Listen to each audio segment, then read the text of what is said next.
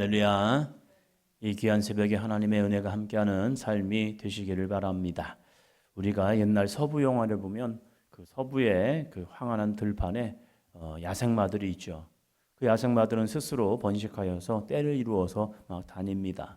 근데 그 가운데서도 이제 좋은 말이 있으니까 이제 개척자들이 그 말을 가지려고 애씁니다. 그래서 그 말을 타고 이제 자기 것으로 삼으려고 하죠. 이 야생마들의 특징을 보면 이 야생마들은 한 번도 뭐 자기 등에 뭘 얹거나 짐을 얹거나 사람을 태워본 적이 없죠. 그런데 이 사람이 거기를 타버리니까 얘네들이 그걸 떨어뜨리려고 막 하죠. 그런데 이것을 또 잘 컨트롤한 사람이 있습니다. 그러면서 이 말을 내 말로 삼는 사람들이 있죠.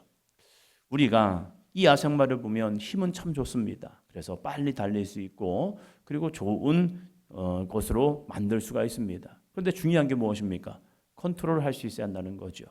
그래서 이것을 내 것으로 삼을 수 있는 것이 필요한 능력이기도 합니다. 또 삼국지에 보니까 적토마가 있죠. 엄청 빨라가지고 그래서 용맹스럽고 그래서 얘는 이걸 내 거로 삼을 수 있는 사람이 또 아무도 쉽지 않은 거죠. 그래서 이것을 내 거로 삼아서 내가 길들일 수 있는 사람들이 그 주인이 되기도 합니다. 우리가 교회에서 열심 내는 것 참 좋은 일입니다. 교회에서 열심 그리고 충성되게 일하는 것 너무나도 중요한 일입니다. 그러나 그 열심과 헌신이 하나님의 말씀에 통제를 받아야 합니다. 그런데 통제를 받지 못하면요, 그 열심과 헌신 때문에 교회에서 많은 일을 발생하기도 합니다. 열심히 하는 사람을 통해 교회가 문제가 일어나고 있더라고요. 열심 없는 사람들은 어떻게 되느냐? 문제를 안 일으킵니다. 어떤 문제도 안 일으켜요. 그런데 놀라운 것은 하나님의 역사도 일어나지 않는다는 거죠. 하나님은 열심 있는 사람, 헌신하는 사람을 통해서 일하시고 역사를 일으키지만 그러나 문제도 일어나고 있다는 거예요. 그때 우리에게는 누가 나와 함께해야 중요하더라고요. 사람에게는 놀랍게도 좋은 감정이 있습니다. 이 감정이 움직여야 사람이 반응하고 있습니다. 어떤 사람은 같이 예배를 드려도 감정의 동요가 없습니다. 그래서 은혜라는 걸 받지 못해요. 그런데 내 안에 좋은 친구가 있는데 그 친구가 누구냐? 바로 감정이라는 친구입니다. 이 감정이라는 친구가 잘 작동하면요, 열심히 헌신하고 충성합니다. 당신은 왜 이렇게 열심히 합니까? 하나님이 저에게 감동을 주었거든요. 그 감동을 보니까 내 안에 있는 감정을 주님께서 잘 일으켜 주신 거예요. 그러나 이 감정이 잘못하면요, 잘 삐지기도 합니다. 남들이 하는 말 한마디에 삐져가지고요, 이게 감당이 안 되는 거예요.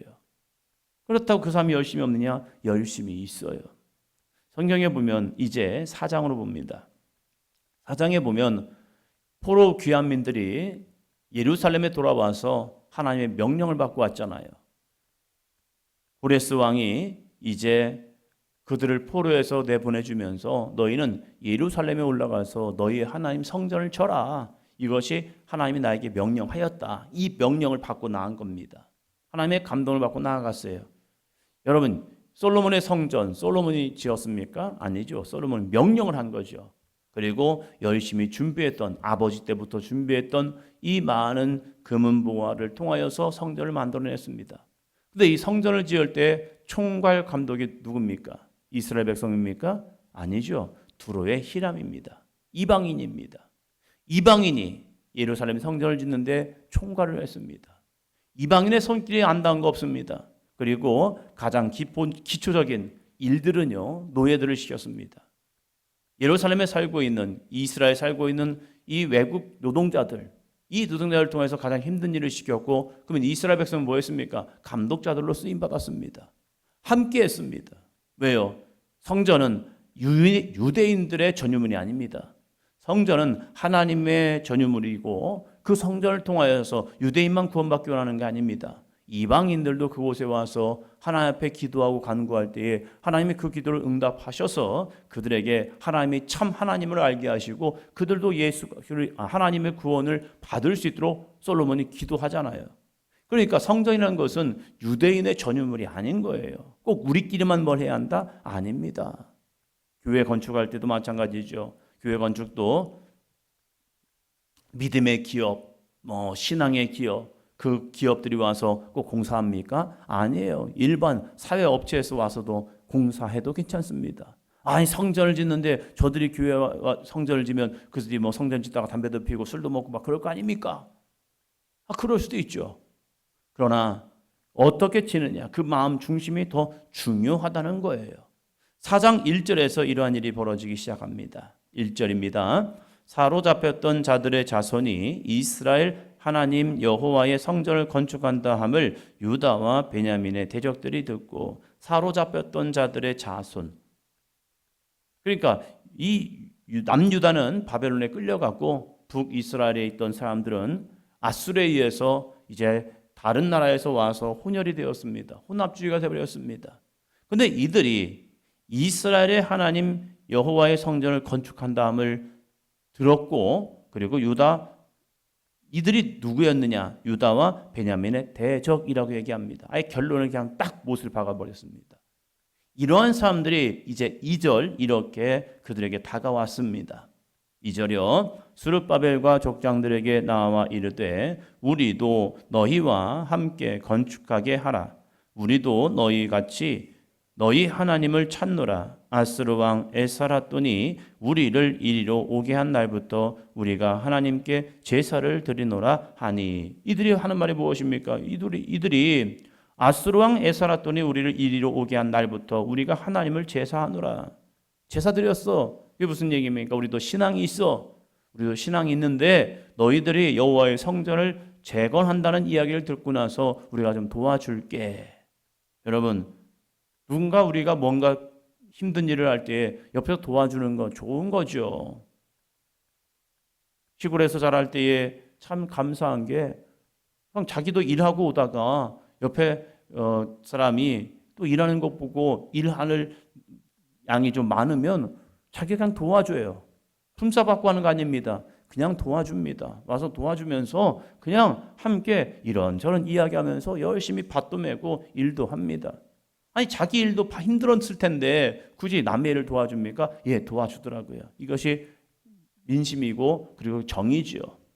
남들이 뭔가 힘들게 일하면 그걸 도와주고 싶은 마음들, 그런 마음들이 있죠.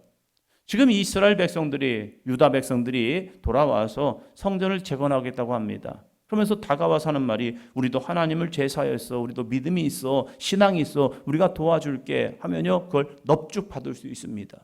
그런데 이 스룹바벨과 예수와 그리고 족장들이 한다는 말이 오늘의 말씀입니다. 오늘 4장 3절입니다. 스룹바벨과 예수아와 기타 이스라엘 족장들이 이르되 우리 하나님의 성전을 건축하는데 너희는 우리와 상관이 없느니라. 바사왕 고레스가 우리에게 명령하신 대로 우리가 이스라엘의 하나님 여호와를 위하여 홀로 건축하리라 하였더니. 여러분, 홀로 건축이 가능합니까? 아니잖아요. 지금 고레스 왕도 자기들이 가지고 있던 금은보화를 내주었고, 그리고 이스라엘 백성들이 포로에서 돌아오면서 이웃들에게 이제 찬조를 받았어요. 그러니까 완전히 자기들의 힘과 노력으로 성전을 건축한다? 불가능한 일입니다. 그래서 많은 도움을 받았어요. 그런데 사마리아인들의 도움을 받지 않겠다는 겁니다. 그러면서 하는 말이 무엇입니까? 스룹바벨과 예수아와 기타 이스라엘 족장들이 참 그들에게 기분 나쁜 말을 합니다. 우리가 이스라엘의 하나님 여호와를 위하여 홀로 건축하리라. 이거 우리들이 할 거야. 너네 참견하지 마. 하지 마. 우리끼리 할 거야. 라고 얘기합니다. 도우러 왔는데 도움 필요 없다는 겁니다. 아니 딱 봐도 도움이 필요한 것 같아요. 자기들의 힘으로 안 될 것 같아요. 그런데 뭐가 잘났다고 도움을 안 받겠다는 겁니다. 너네끼리 할 수 있어? 우리끼리 할 수 있어. 우리끼리 할 거야. 하지 마, 너네는. 그러면서 이걸 막아서고 있는 겁니다. 그럴 때 사람은 감정이 상하게 되죠. 아니, 기껏 도와주러 왔는데 도움 필요 없어? 야, 이게 무슨 말입니까 또. 그런데 우리는 겉사람과 속사람이 있는 것을 우리는 알아야죠. 겉으로는 이 사마리아인들이 하나님께 제사하는 이 성전을 다시 건축함에 있어서 도와주려고 온 거죠. 그런데 속사람은 1절이 얘기한 것처럼 유다와 베냐민의 대적이었다는 사실입니다. 이게 문제인 거죠. 우리는 겉모습만 보입니다. 속모습이 안 보여요. 우리가 그들이 하는 말이 들립니다. 근데 속내가 들리지 않을 때가 있습니다. 그래서 모두 다 좋은 사람처럼, 모두 다 나를 도와줄 수 있는 사람처럼. 그런데 중요한 게 뭡니까? 그 속마음이죠. 속내. 속내가 열심히 하는 것 같지만 열심히 오히려 독이 되게 만드는 사람도 있고요. 충성이 오히려 잘못된 모습으로 만들어버린 경우가 있다는 거예요. 그래서 뭐 해야 합니까? 우리는 끊임없이 기도해야 하죠. 교회에서 어떠한 일이 벌어지면요, 외적인 모습만 바라보고 왜 저 사람이 열심히 하고 충성하는데 왜 교회에서는 이렇게 하지? 라고 하는 경우가 있습니다. 근데 그 사람은 자기에게 다가와서 자기에게 대준 모습만 보이게 되는 거예요. 그런데 다른 사람과 여러 가지 문제가 벌어지고 그 문제 속에서 벌어진 사건을 굳이 교회에서 공개적으로 다 얘기할 수 없는 거잖아요. 공개 재판처럼 이 사람을 세워놓고 이 사람이요, 저 사람에게는 이렇게 했고 저 사람은 저렇게 했고 저 사람은 이렇게 했습니다. 이렇게 얘기할 수가 없잖아요. 그런데 어떤 경우는 나한테는 되게 좋은 사람인 것 같아요. 그런데 교회 공동체 안에서는 나쁘게 행동하고 나쁘게 한 사람이 있다는 거예요. 그런데 그 사람 때문에 이제 그 문제로 인하여서 그 문제를 치료함에 있어서 나는 좋은데 왜 저러지? 라고 하면서 또 다른 분란을 일으키기도 합니다. 지금 이 스룹바벨과 예수와 그리고 족장들이 그들을 왜 우리가 막아서 해야 하지? 왜 사마리아인들이 와서 도와주겠다는데 우리는 이들을 거절해야 하지? 다 알지 못했을 겁니다. 왜요? 그들의 속내가 보이지 않았기 때문에요. 그런데 놀랍게도 이 멈춤을 통하여서 그들이 실체가 드러나고 있습니다. 교회에서 때로는 열심히 있는 사람들을요, 스톱을 시킬 때가 있습니다. 멈춰보세요. 그럼 어떤 사람은 그 멈춤이라는 신호에 딱 멈춰섭니다. 그리고 알겠습니다. 그리고 기다리겠습니다. 뭐요? 나를 지시할 때까지 기다려보겠다는 거예요. 그래서 기다려줍니다. 그 사람은 참 좋은 사람입니다. 그런데 열심히 있는 사람에게 스톱을 해봅니다. 정지! 했는데요, 정지하지 아니하고 막 나갑니다. 아니, 정지하라니까요. 왜 더 나갑니까? 아니, 내가 열심히 내는 건데 왜 뭐라고 합니까? 저 하나님에 대한 열심이에요. 저 교회에 대한 열심이에요. 통제하지 마세요. 제가 하나님이 주신 감동을 받아서 내가 이렇게 하는 건데 왜 교회에서, 왜 목사님이 못하게 합니까? 하면서 그 열심이 오히려 교회에 문제를 일으키고 있다는 거예요. 교회에서 이제 은혜 받고 서로 나누고 공동체를 이루다 보면요, 그룹 모이기도 합니다. 이 그룹 모여가지고 좋은 은혜를 나누어요. 근데 때로는 담임 목사님들이 볼 때에 이 공동체가 좀 열심은 있지만 자기 안에 주장이 너무 강하구나. 그래서 이 모임 흩어지세요 라고 말하면 우리끼리는 좋은데, 우리끼리는 굉장히 많은 사랑을 나누고 서로 정을 나누고 서로 교제하면서 너무 좋은데 흩어지래요. 흩어져야 합니까? 아니면 더 열심히 모여야 합니까? 이거 목사님 우리를 시험하게 하네. 우리 또 모여서 기도해야지 하면서 더 열심히 모이는 사람들이 있습니다. 그래서 이 문제를 잘 해결해달라고 열심히 자기들끼리 모여가지고 열심히 더 기도합니다. 그러면서 뭘 합니까? 거기에서 수많은 오해점을 만들어 버리더라고요. 제가 부단님 할 때 어느 공동체를 가보니까 그 공동체에 모여서 서로 진짜 좋은 교제를 하고 있더라고요. 그런데 교제하다가 보니까 점점점 시간이 많아지니까요, 거기서 담임 목사님 욕하고 있더라고요. 부목사 불러다 놓고 거기서 담임 목사님 욕하면서 이런저런 말하고 있는 거예요. 이 공동체가 건강한 것 같고 교회를 위해서 열심히 있는 것 같고 교회를 위해서 헌신하는 것 같았지만 실체는 대적자들이었다는 사실입니다. 그러면서 이제 그 문제를 치료하려 하니까요, 목사님께 뭐 공판장을 돌린다 뭐한다 하면서 찌라시를 돌린다면서 이런저런 작업을 하고 있는 거예요. 이 사람들 큰일 날 사람들이구나. 문제 있구나. 때로는 우리들이 시험거리가 생길 때가 있습니다. 이 시험거리는 외부적인 시험거리가 아닙니다. 내적인 시험거리입니다. 내 안에서 잘못된 감정을 내가 취하는 순간 그때부터 문제가 되고 있는 겁니다. 그래서 342장 찬양을 보면요, 내 친구를 삼가 잘 선택하고, 이것은 외적인 친구도 될 수 있지만 내적인 친구가 얼마나 중요한지요. 내 감정은 두 감정이 늘 싸우잖아요. 이 두 감정 속에서 내가 정말로 하나님의 뜻에 순종할 것인가, 아니면 내 안에 상처와 아픔이라는 그런 것을 툭 건드려오는 이 사단 마귀의 생각과 그 유혹을 내가 받아들일 것이냐. 하나님은 분명히 뜻이 있습니다. 지금 스룹바벨과 예수와 기타 이스라엘 족장들이 사마리아인들을 멈춰서게 한 것은 그들의 속내를 보고 싶었던 거예요. 그래서 그들의 속내를 딱 보니까 멈춰서게 딱 해보니까 그때부터 그들은 대적하여 나갔다는 사실입니다. 그러니까 그들은 진짜 돕는 자가 아니라 그들을 해치는 자였다는 거예요. 시간이 지나 보면 알 수 있다는 겁니다. 때로는 우리들의 삶 속에서 이러한 일이 벌어지기도 합니다. 내 눈으로 보여졌다고, 내 귀로 들려졌다고 그들이 이런 말을 했다고 다 믿음의 사람이 아니에요. 사마리아인들은 그들이 이주에 와서 하나님을 예배하였고 하나님께 제사를 드렸다고 이야기하지만 그들은 진정한 예배자가 아니었다는 겁니다. 그래서 그들이 이제 멈춰서게 하니까 그때부터 여러 가지 작업을 통하여서 성전 공사를 방해하였다는 사실입니다.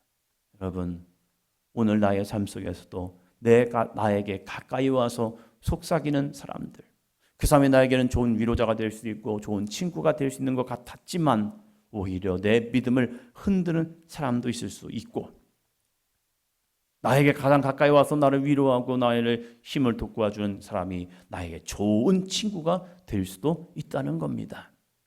오늘 이 에스라 4장 이 3절의 말씀처럼 하나님 나에게 영적 분별력을 주셔서 취해야 할 것과 취하지 말아야 할 것, 내가 붙들어야 할 것과 붙들지 말아야 할 것, 내가 가야 할 길과 가지 말아야 할 것, 그리고 무엇보다도 주여 하나님의 멈춤 신호, 멈춰 라고 할 때 내 입을 멈추게 하시고 내 감정의 요동을 멈추게 하여 주시옵시고 내가 듣는 것도 멈추게 하여 주시옵시고 사람과의 관계도 멈추랄 때 아멘 하고 딱 멈출 수 있는 사람, 이 사람이 내가 되게 도와 주시옵소서.